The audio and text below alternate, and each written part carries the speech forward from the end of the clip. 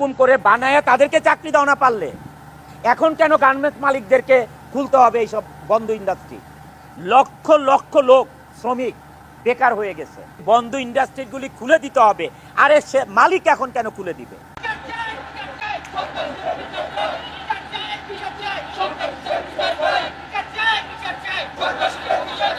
আমাদের ফ্যাক্টরিতে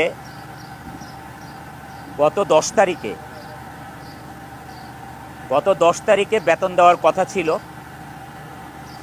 10 তারিখে যখন বেতন আমরা দিব সেটা তো কাজের পরে দিব, বিকালবেলা বেতন পাবে। কিন্তু এই যে এত বড় ইন্ডাস্ট্রি দেখেন, এজিআই গ্রুপ, এবি গ্রুপ মিলে এখানে 12,000 লোক কাজ করে। 12,000 লোকের মধ্যে মাত্র হাতে গোনা 150-200 লোক। এরা এর আগেও আপনার 12 বা 13 আগস্টে এবং সেপ্টেম্বরে একই ধরনের দুর্ঘটনা করে, ভাঙচুর, লুটপাট, মারামারি, আমাদের সিকিউরিটি ম্যানেজারকে জখম করে, আরেকজনকে জখম করে, মানে অনেক লোককে হাত পায়, অনেকে আঘাত পায়, মানে ইচ্ছা মতো তাদের তাণ্ডব চালায়।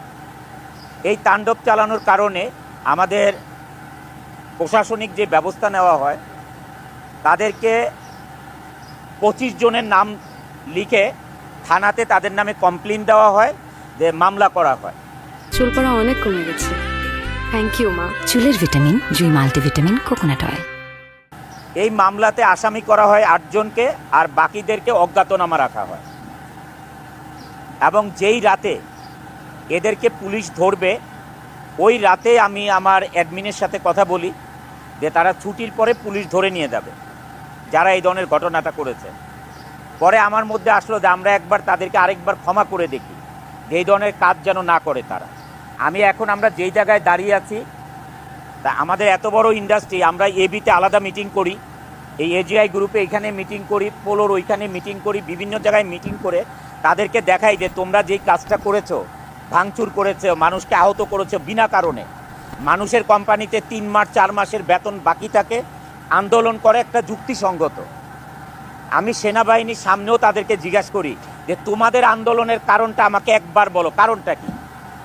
10 তারিখ বেতন পাবা, 12 তারিখ হয়ে গেছে, সেপ্টেম্বর মাসের কথা বলছি, 2024। এর জন্য এই 2 দিনের জন্য কেন আন্দোলন করা হবে?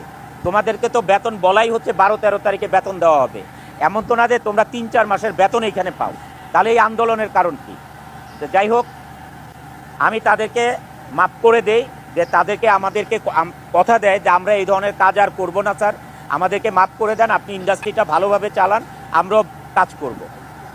যাই হোক, এত মাস চলে আসছে। আবার এই মার্চ মাসের 10 তারিখে সকালে প্রথমে তারা ঢুকে, এই 250 লোক বা 150 লোক, তারা সকালে আগে ঢুকে ওই মেন গেটের 2 নম্বর বিল্ডিংটা, ওইখানে দাঁড়ায়।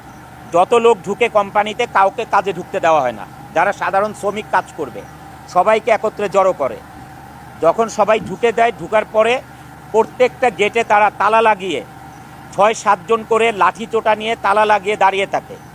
যখন এখানে পুলিশ আসে, এসবির লোক আসে, তারা দেখেছে যে তারাও ফ্যাক্টরির ভিতরে ঢুকতে পারতেছে না, প্রত্যেকটা জায়গায় তালা লাগানো, এবং এই সরকারি কাজে তারা বাধা দেয়। আমাদের প্রশাসনের যারা আছেন, executive director, general manager, senior general manager, production general manager, সবাই তাদেরকে বোঝানোর চেষ্টা করে যে আজকে হচ্ছে 10 তারিখ, তোমরা কাজে সকালবেলা আসছো, তোমরা বেতন পাবা তো বিকালে, তোমাদের সকালবেলা এখানে আন্দোলন করার কারণটা কি? যখন আমাদের প্রশাসনিক যারা ঊর্ধ্বতন কর্মকর্তা আছেন, সবাই তাদেরকে বোঝানোর চেষ্টা করে যে আজকে 10 তারিখ, তোমাদের বেতন তো এমনিতেই হয়ে যাবে, আজকে হবে, কালকে হবে, তোমাদের বেতন তো হয়ে যাবে, তোমাদের আন্দোলন করার কারণ কি? এবং আমরা যে বেতন 1 দিন বা 2 দিন দেরি হতে পারে, ফ্লোরে নোটিশ লাগানো আছে। তারপরে আমরা বাণিজ্য মন্ত্রণালয়, স্বরাষ্ট্র মন্ত্রণালয়, বিজিএমইএ, এখানে যে army camp, police camp, army cantonment, Savar থানা, বিজিএমইএ, সমস্ত জায়গায় চিঠি দিয়ে দিয়েছি মার্চের 6 তারিখে।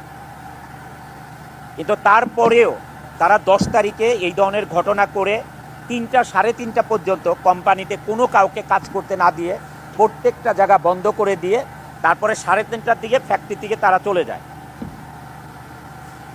10 তারিখেই আমরা বাংলাদেশ ব্যাংকে মানে ডাচ বাংলা ব্যাংকে বাংলাদেশ মার্কেন্টাইল ব্যাংক থেকে বাংলাদেশ ব্যাংকের সার্ভারে আগে টাকা পাঠাতে হয়, তারপরে রকেটের মাধ্যমে তাদের পেমেন্ট আসে।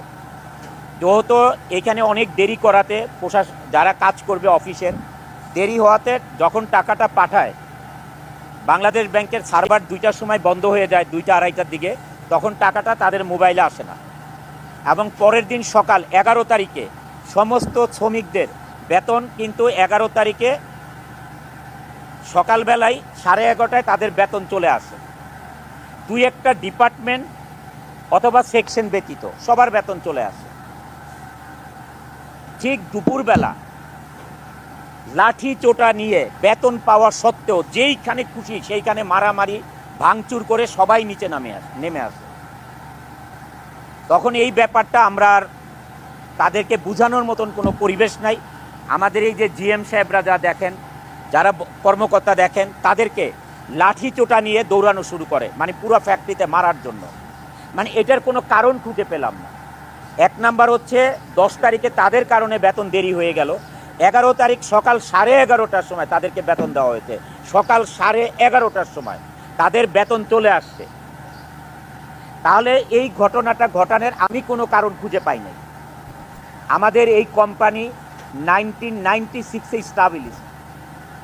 এই 1996 থেকে 2024-এর অগস্টের আগ পর্যন্ত, অগস্টের 12 তারিখের আগ পর্যন্ত আমাদের কোম্পানিতে আজ পর্যন্ত কোনোদিন আমরা আনরেস্ট কি চোখে দেখি নাই। এই কোম্পানিতে অনেক লোক আছে যে 28 বছর চাকরি করে এই প্রজেক্টে, 25 বছর, 26 বছর, 20 বছর তো ম্যাক্সিমাম লোকের চাকরির বয়স এখানে। মানে এইটার আমি কোনো কারণ খুঁজে পাই নাই। পরে আমরা সিদ্ধান্ত নেই যেটার অবশ্যই পিছনে কোনো কারণ লুকিয়ে আছে। এই কারণটাকে অনুসন্ধান করতে আমি আমার ম্যানেজমেন্টকে বলি। আমার ম্যানেজমেন্ট থেকে আমাকে সন্ধ্যার সময় বলা হয় যে স্যার এটার কারণ আমরা খুঁজে পেয়েছি। এখানে যে শ্রমিক ফেডারেশন আছে, শ্রমিক ফেডারেশনের যে সভাপতি নাম হচ্ছে কবির হোসেন, এ মানুষকে আমাদের শ্রমিকদেরকে লিড দিয়ে কিছুদিন আগে আমাদের ফ্যাক্টরির সামনে বসুন্ধরা গার্মেন্ট এইটাতে সেম কাজ করেছে। তারা যে আমাদের শ্রমিকদেরকে লিড দিয়ে এই ধরনের তাণ্ডব চালাচ্ছে বিনা কারণে। আপনারা কিছুদিন আগে গাজীপুরে দেখেছেন এক শ্রমিক নেতাকে অ্যারেস্ট করেছে সেনাবাহিনী। কোন কারণে অ্যারেস্ট করেছে আপনারা সবাই মিডিয়ার ভাইরা জানেন। এই ধরনের মানুষের কাছ থেকে অর্থের লেনদেনের কারণে তারা এই ধরনের গার্মেন্টস ইন্ডাস্ট্রিতে এই ধরনের অরাজকতা চালাচ্ছে। এরা কি বুঝতেছে? সাধারণ শ্রমিকরা কি বুঝতেছে? এটা তাদেরকে ফ্রন্টে রেখে তারা টাকা কামাচ্ছে। তারা টাকা কামাচ্ছে, দেশের অর্থনীতিকে ধ্বংস করে দিচ্ছে, দেশের কর্মসংস্থানকে শেষ করে দিচ্ছে। তারা মুষ্টিমেয় কিছু লোক এই অর্থলোভী থাকাতে এই দেশের ইন্ডাস্ট্রিগুলো ডে বাই ডে বন্ধ হয়ে যাচ্ছে। আপনারা জানেন ওই আন্দোলনে সাভারে, আশুলিয়াতে, গাজীপুরে 230 থেকে 240টা এই ধরনের গ্রুপ অফ ইন্ডাস্ট্রি বন্ধ করে দিয়েছে মালিকরা। লক্ষ লক্ষ লোক শ্রমিক বেকার হয়ে গেছে। কিছুদিন আগে আমি শ্রমিক লিডারদেরকে বক্তৃতা দিতে শুনলাম যে বন্ধ ইন্ডাস্ট্রিগুলি খুলে দিতে হবে। আরে সে মালিক এখন কেন খুলে দিবে? এখন কেন গার্মেন্টস মালিকরা ইন্ডাস্ট্রি খুলে দিবে? তোমরা লিড দিয়ে এই গার্মেন্টস ইন্ডাস্ট্রি বন্ধ করতে পারো, এখন খুলতে পারো না? একটা ইন্ডাস্ট্রি বানাতে পারো না? বানায় তাদেরকে চাকরি দাও। একটা ইন্ডাস্ট্রি এরকম করে বানায় তাদেরকে চাকরি দাও না পারলে। এখন কেন গার্মেন্টস মালিকদেরকে খুলতে হবে এইসব বন্ধ ইন্ডাস্ট্রি? আমরা বেতন বোনাস ঠিক টাইমই পাচ্ছি, কিন্তু কিছু সন্ত্রাসী গোষ্ঠী, বিভিন্ন উচ্ছৃঙ্খল গোষ্ঠী আমাদের কাজ করার জন্য বাধাপ্রাপ্ত হয়। তারা বিভিন্ন সময় মেইন সুইচ অফ করে দেয়, লাইন বন্ধ করে দিয়ে শ্রমিকদেরকে নিয়ে এসে আন্দোলন করতে চায়। যদি কেউ না আসতে চায় তাকে মারধর করে, যদি কেউ বাধা প্রতিবন্ধকতা করে, ছুটির পরে হেমায়তপুর স্টানে বা আশপাশ ফ্যাক্টরির আশপাশে হামলা করে। এবং ভবিষ্যতে আমরা খুব অনিশ্চয়তার মধ্যে আছি। আমাদের অনেক ভাই এখন হসপিটালে ভর্তি আছে, ভবিষ্যতে আমাদের উপর অ্যাটাক হইতে পারে। এই জন্য আমরা খুব চিন্তিত আছি, আমার পরিবার নিয়ে খুব টেনশনে আছি যে কখন আমাদের উপর সন্ত্রাসী হামলা হয়। তো এই জন্য আমরা আইনের সোপর্দ হয়েছি এবং আজকে প্রতিবাদ মিছিল করেছি, যাতে এই সন্ত্রাসী গোষ্ঠী ভবিষ্যতে আমাদের দেশে মাথা তুলে দাঁড়াতে না পারে। হয়তো কোনো সংগঠন বা কোনো এজেন্টের মাধ্যম হয়ে ওরা কাজ করতেছে যাতে আমাদের ফ্যাক্টরি অফ থাকে। চাকরির বয়স 20 বছর। আমি এই ধরনের কোনো কার্যকলাপ দেখি নাই। ইদানিং তারা কিছু দুষ্টকারীরা এই ফ্যাক্টরিতে ঢুকে তারা ভাঙচুর অগ্নিসংগ করে, তাতে আমাদের কতগুলো স্টাফদেরকে আহত করে, তারা রক্তপাত করে কইরা এই ফ্যাক্টরিগুলারে ধ্বংস করার জন্য তারা উৎপাত হয়ে রাখছে। এর জন্য আমরা এর জন্য প্রতিবাদ চাই, তাদের উপরে দৃষ্টান্তমূলক শাস্তি চাই। আমরা ভালো মতন কাজ করতে পারি না, জোর করে নিচে নামাইছে, ভাঙচুর করছে, কিছু স্টাফে মারধর করছে, পার কারো